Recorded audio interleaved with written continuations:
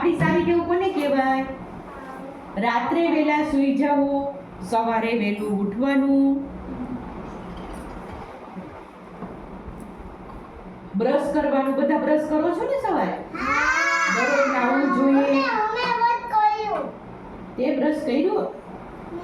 દરરોજ બ્રશ કરવાનું, સવારે નાહી લેવાનું, અઠવાડિયે એક વખત નખ મમ્મી પપ્પા પાસે, ગમે એની પાસે, વડીલો પાસે કપાવી નાખવાના.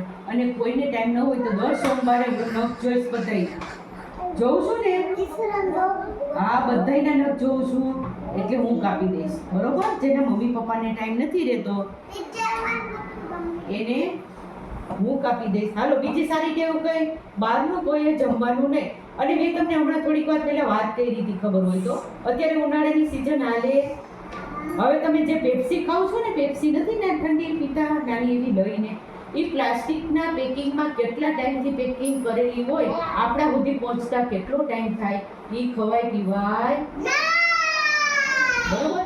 બીજા નંબરમાં કે જે શેરડીનો રસ છે, કે જે બરફની અંદર કાંઈ પણ આવે છે, બરફના ગોલા. ગોલા કોણ ખાય છે આમાં? ઘરે બનાવવા. અત્યારે મમ્મી, બધાની મમ્મીને ઘરે ગોલા બનાવતા આવડે છે.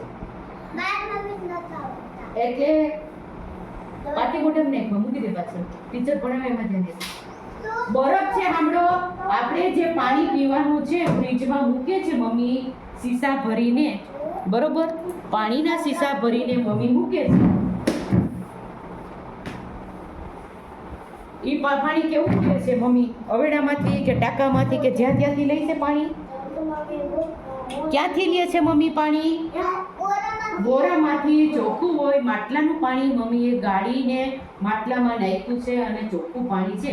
ગાગર કે હાંડો છે એ પણ મમ્મી દરરોજ ઉટકી નાખે છે, માંજીને એના અંદર વિછરી ચોખ્ખું પાણી માટલામાં નાખે છે. માટલાનું ઢાંકણ ઢાંકેલું હોય છે એટલે એ પાણી આપણે ફ્રીજમાં મૂકીએ છીએ. એ પાણીથી મમ્મી બરફ જમાવે છે, એ છાશમાં નાખીને એનો ઉપયોગ કરવાનો. બહુ તડકો પડે પણ ગોલા ખાઈએ તો શું થાય? હવે ગોલાની અંદર જે પણ બરફ વાપરવામાં આવે છે, ફેક્ટરીમાંથી આવે ને મોટી મોટી પાઇપ, કોણે મોટો મોટો બરફ જોયો?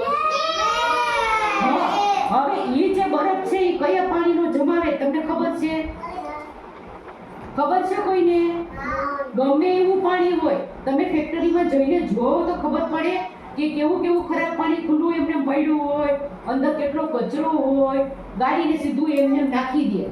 અને બરફ એ આપણી પાસે પહોંચે છે, ચોખ્ખો બરફ હોતો નથી. અમુક જગ્યાએ ચોખ્ખું હોય, એવું કંઈ નથી કે નથી હોતું, પણ મોટા ભાગે જાજુ પાણી જોઈએ. મોટા મોટા બરફની પાટ જમાવવા માટે કેટલું પાણી જોઈએ.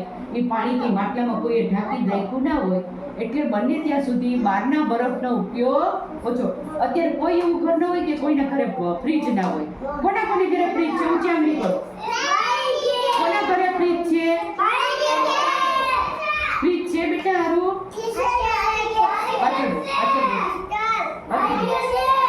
છે કે નહીં? તો ફ્રીજ, બસ ફ્રીજની અંદર મમ્મીને કહેવાનું બરફ જમાઈ દે, એ બરફનો ઉપયોગ કરવાનો. બીજા નંબરમાં શરબત પીવાનું મન થાય તો શું કરવાનું? લીંબુ શરબત પીવાનો. લીંબુ શરબત આપણા માટે સારામાં સારો. બીજો શું? સ્વાદમાં વધારે જરૂર પડે તો કયો શરબત? વરિયાળીનો શરબત. અરે આટલી જ છે ને બેટા, એ તો મેં પૂછ્યું પણ તને લાઈટ મોડી થાય બેટા. ફ્રીજ છે ને, તને લાઈટ મોડી થઈ. તો બહારના બરફનો હુકામે આપણે વિશ્વાસ કરીએ નહીં કરવાનો. ઘરે અને મમ્મીને કહો ને તો મમ્મી ગુલ્ફી બનાવી છે, મૂકી દે અંદર, એ ગુલ્ફી ખાવાની ફ્રીજમાં. કેરીની બનાવી હતી ને, જો મમ્મીએ કાચી કેરીની ગુલ્ફી બનાવી હતી. કાચી કેરીનો શરબત કરવાનો, તકમૈયાનો શરબત કરી શકાય, વરિયાળીનો શરબત કરી શકાય. આવું પણ પીવાય. જરૂરી નથી કે આપણે બહારના બરફનો જ આપણે એની પર વિશ્વાસ કરીને એવું કંઈ ખાઈએ છીએ. બરોબર? તો આપણે બીમાર પડીએ. પડી ખબર? તો બહારના ખોલા નહીં ખાવ ને. પકોડા ખાવાનું મન થાય, ગાંઠિયા ખાવાનું મન થાય તો મમ્મીને કહેવાનું, મમ્મી પકોડા કરે. આપણે દરરોજનું તેલ હોય, ચોખ્ખું હોય, એની અંદર તળી દે ને. હવે તમે જે બહારથી પકોડા લઈને ખાવ છો એ કેવા તેલના બને છે ખબર છે? બરેલું તેલ હોય. આજે મૂક્યું, બધાને પકોડા કરી, ભજીયા ગાંઠિયા કરી ખવડાવી, એ જ્યાં કંદોઈ પાસે તેલ વધે છે એ કોઈ ફેંકી દેતા નથી. એ બરેલું તેલ એમને એમ પડ્યું હોય છે. બીજે દિવસે પાછા એની અંદર પકોડા કરીને આપણને ખવડાવીને આપણે ખાઈએ છીએ. એટલે બીમાર પડીએ જ કે નહીં?